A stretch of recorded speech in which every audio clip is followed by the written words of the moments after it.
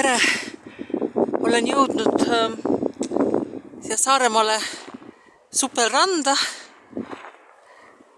kus ma natukene üritan jalutada, värsket mereõhku hingata pärast oma hilist lõunat. Kindlus lossis liiga kaua aega.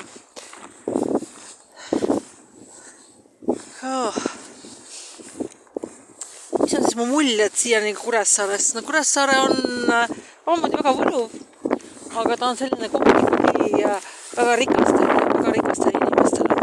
Kui võrrelda näiteks kas Püreneedes, kus on ka käivad rikkad inimesed, sealset hindu ja siis Kuressaare hindu, siis Püreneed on sellisel koht kirjuste jaoks. Et Kuressaare on väga kallis. Aga ühe päeva kannatab välja, võib olla küll. Võin natuke lubada ja siin olla.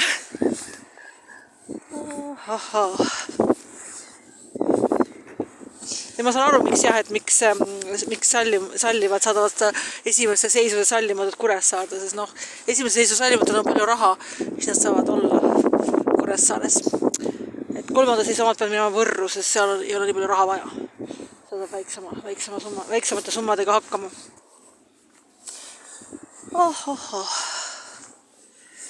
Aga jah, et naljakas on küll, et kui ma läheksin praegu Hispaaniasse kõige kallimatesse kohtadesse, siis oleks odavam kui Kuressaares. See oleks väga veider. Või oleks sama kallis kui Kuressaares, aga selle raha eest saab lihtsalt rohkem.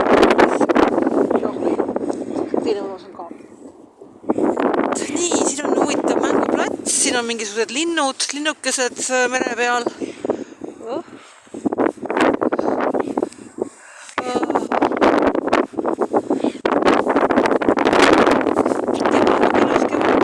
Väga jahe, jah.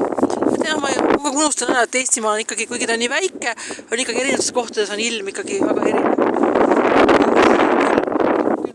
Külm head, ma just mõtlesin eile, et ma ei võta seda suvejakki enam kaasa,